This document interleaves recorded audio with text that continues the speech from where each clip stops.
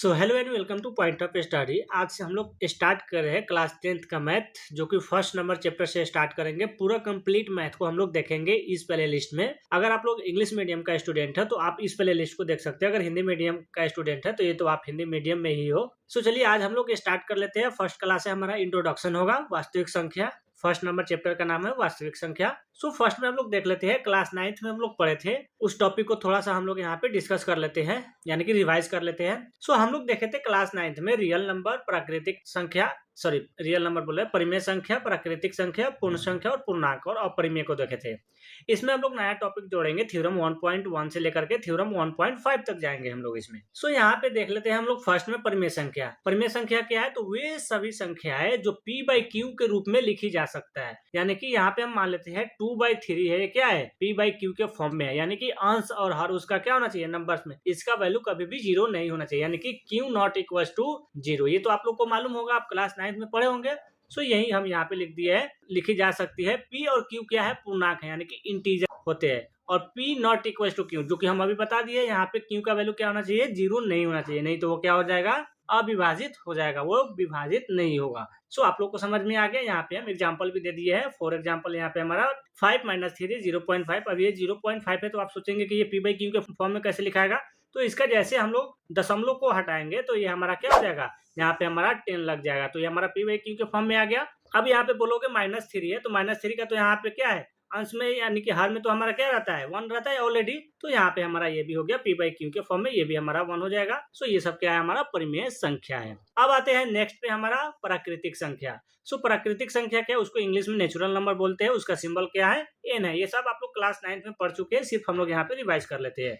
सो प्राकृतिक संख्या वे संख्या है जो गणना, यानी कि काउंटिंग, गिनती, उसको क्या बोलते हैं? गिनती। काउंटिंग और क्रम, इसको क्या बोलते हैं? गणना और क्रम, यानी कि गिनती का जो क्रम में आता है उसको क्या कहा जाता है? प्राकृतिक संख्या। जैसे 1 2 3 4 5 6, ये क्या है? प्राकृतिक संख्या है। इसमें देखेंगे तो इसमें आपको 0 नहीं मिलेगा, इसमें 0 नहीं होगा। प्राकृतिक संख्या में क्या होता है? नेचुरल नंबर में 0 नहीं होता है। अब आते हैं यहाँ पे एग्जाम्पल तो बता ही दिए, 1 2 3 4 5 6 इनफाइनाइट तक चले जाइए, अनंत तक। तो ये आपका हो गया प्राकृतिक संख्या। अब आते हैं थर्ड नंबर पे, सो पूर्ण संख्या। अब आते हैं इसमें, अब हम लोग क्लास 9th में भी पढ़े थे पूर्ण संख्या। तो पूर्ण संख्या क्या है? तो वे संख्या है जो शून्य से शुरू होती है, यानी कि 0 से स्टार्ट होती है। और सभी प्राकृतिक संख्या, अभी तो हम लोग पीछे में देखे नेचुरल नंबर 1 से स्टार्ट हो रहा था, उसमें सिर्फ 0 लग जाएगा तो क्या हो जाएगा? होल नंबर हो जाएगा। वो क्या होगा? होल नंबर, यानी कि प्राकृतिक या सॉरी पूर्ण संख्या हो जाएगा। अब आते हैं यहाँ पे पूर्णांक। पूर्णांक किसको बोलते हैं? इंटीजर्स। इसका सिंबल क्या है?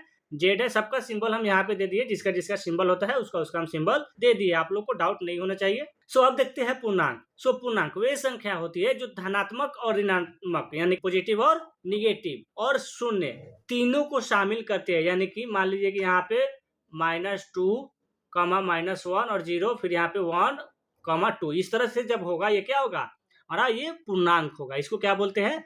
पूर्णांक होगा। बट इसमें जो होगा हमारा क्या होगा? इसमें फ्रैक्शन, यानी कि भिन्न, इसमें बट्टे के रूप में या दशमलव, यानी कि डेसिमल के रूप में नहीं होता है। इसमें याद रखिएगा, कभी भी बट्टे के रूप में और दशमलव में ये नहीं होगा पूर्णांक। अब आते हैं जो कि लास्ट नंबर है, इरेशनल नंबर, जो कि अपरिमेय है। तो अपरिमेय तो आपको मालूम होगा, हम यहाँ पे अपरिमेय लिख करके संख्या नहीं लिखे हैं, आप लोग लिख लीजिएगा अपरिमेय संख्या। आप लोग यहाँ नोट्स को भी डाउनलोड कर सकते हैं, यहाँ पे डिस्क्रिप्शन में लिंक दे दिए, वहां से जाकर के आप लोग डाउनलोड कर लीजिए। सो अपरिमेय संख्या को देख लेते हैं। सो अपरिमेय संख्या को देख लेते हैं। तो वे संख्या है जो p बाई क्यू के रूप में नहीं लिखी जा सकती है। हम लोग अभी देखे थे रेशनल नंबर, यानी कि परिमेय संख्या में देखे थे कि वो p बाई क्यू के रूप में लिखा जा रहा था। अभी अपरिमेय वो संख्या है जो p बाई क्यू के रूप में नहीं लिखा जा सकता है, उसको क्या बोलेंगे हम लोग? इरेशनल नंबर, यानी कि अपरिमेय संख्या। यहाँ पर भी क्या होना चाहिए? क्यू का जो वैल्यू है वो 0 नहीं होना चाहिए, क्यू नॉट इक्वल टू 0। यहाँ पे भी क्या है? क्यू का, यानी कि हर का जो वैल्यू है वो 0 नहीं होना चाहिए। वे क्या कहलाएंगे? वो अपरिमेय संख्या कहलाएंगे। फॉर एग्जाम्पल √2, तो √2 को आप जब भी निकालिएगा ये भी हमारा क्या होगा? इनफाइनाइट तक जाएगा। इसी तरह से ये सब हमारा क्या होगा? इरेशनल नंबर होगा। सो आई होप आपको समझ में आ गया होगा। ये हमारा क्विक रिवीजन था, यानी कि क्लास 9th में आप लोग पढ़े थे, उसको सिर्फ रिवाइज करना था, तो हम लोग रिवाइज कर लिए। अब आते हैं हम लोग अपने टॉपिक पे। तो हमारा जो नेक्स्ट टॉपिक है, यहाँ पे हम क्या किए? यहाँ पे वही सबको हम क्या किए? यहाँ पे शॉर्ट नोट्स में हम प्रोवाइड कर दिए। आप लोग चाहे तो स्क्रीनशॉट कर सकते हैं, या आप चाहे तो डिस्क्रिप्शन में जाकर के इस PDF को डाउनलोड कर सकते हैं। और आप चाहते हैं तो आप व्हाट्सएप ग्रुप में ज्वाइन होकर के आप इस सभी का टेस्ट भी होता है, जैसे आपका समाप्त होगा चैप्टर उस तरह से आपको टेस्ट ले लिया जाएगा। तो अगर आप टेस्ट लेना चाहते हैं तो फिर ये क्वेश्चन आप टेस्ट भी दे सकते हैं। अब आ जाते हैं हम लोग अपने टॉपिक पे। अब आते हैं हम लोग नेक्स्ट टॉपिक में, जो कि यूक्लिड विभाजन प्रमेय का है। ये क्या है प्रमेय का, यानी कि लेमा एक सिद्ध किया हुआ कथन होता है। क्या है, एक सिद्ध किया हुआ कथन है। इससे एक अन्य कथन को सिद्ध करने में क्या करते हैं हम लोग, प्रयोग करते हैं। अब यहाँ पे देख लेते हैं कि ये क्या बोल रहा है हमें, यूक्लिड विभाजन प्रमेय का।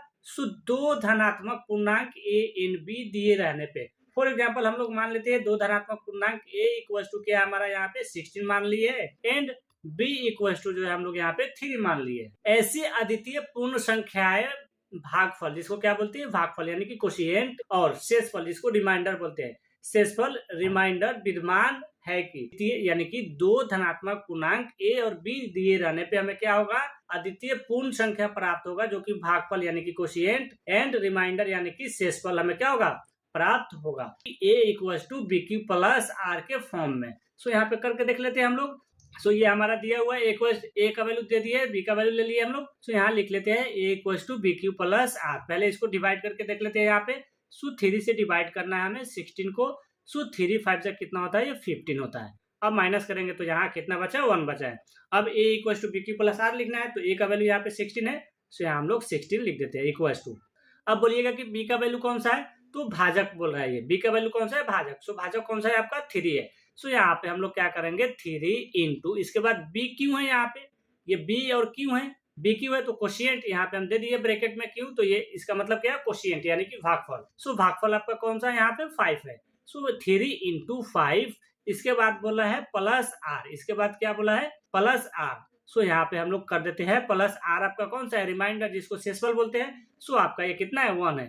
यहाँ पे हम लोग 1 लिख देते हैं। इस फॉर्म में हमें क्या होगा, ये प्राप्त होगा, यानी कि कोशिएंट और रिमाइंडर हमें क्या होगा, प्राप्त होगा। अच्छा, और यहाँ पे एक और टॉपिक को समझ लेते हैं कि ये जो रिमाइंडर हमें मिलेगा ये 0 से छोटा भी हो सकता है, बड़ा भी हो सकता है। हमें जो ये क्या मिलेगा, रिमाइंडर जो है 0 से छोटा भी हो सकता है, बड़ा भी हो सकता है। बट ये जब भी होगा ये क्या होगा, b से छोटा ही होगा, यानी कि ये भाज्य से छोटा ही होगा। ये 3 से क्या होगा, वो छोटा ही होगा। जब भी मिलेगा हमें रिमाइंडर ये 3 से क्या होगा, छोटा ही होगा। तो आपको ये ध्यान दे करके पढ़ना है, गलत टॉपिक नहीं समझना है आपको। आई होप आपको ये समझ में आ गया है। अब आते हैं हम लोग नेक्स्ट टॉपिक में। अब आते हैं नेक्स्ट थ्योरम में। ये नेक्स्ट थ्योरम नहीं है बल्कि ये इसी का है। यूक्लिड विभाजन एल्गोरिथम हम लोग अभी पीछे में देखे हैं यूक्लिड विभाजन प्रमेय का, अभी देख ले रहे हैं यूक्लिड विभाजन एल्गोरिथम। इसको हिंदी में इंग्लिश में क्या बोलते हैं, यूक्लिड डिवीजन एल्गोरिथम। यहाँ पे एल्गोरिथम क्या है, एक सुपरिभाषित चरणों का श्रृंखला होता है। ये क्या होता है, एक श्रृंखला होती है जो विशेष प्रकार की समस्या को हल करने की प्रक्रिया को विधि प्रदान करती है। जैसे फॉर एग्जांपल यहाँ यूक्लिड विभाजन एल्गोरिथम में क्या करते हैं, हमें दो धनात्मक पूर्णांकों का एचसीएफ निकालना होगा, तो उसको हम इस मदद से निकाल सकते हैं। जैसे हम लोग नेक्स्ट पेज पे हम लोग निकाल लेते हैं। यहाँ पे फर्स्ट नंबर जो हमारा क्वेश्चन है एक्सरसाइज 1.1 का। एक्सरसाइज 1.1 का फर्स्ट नंबर क्वेश्चन यहाँ पे है कितना, फर्स्ट नंबर क्वेश्चन है 135 और 225, 135 और 225। अब इसको क्या करना है, हमें एचसीएफ निकालना है, तो हम इसको एचसीएफ निकाल लेते हैं। तो यहाँ पे लिखेंगे हल।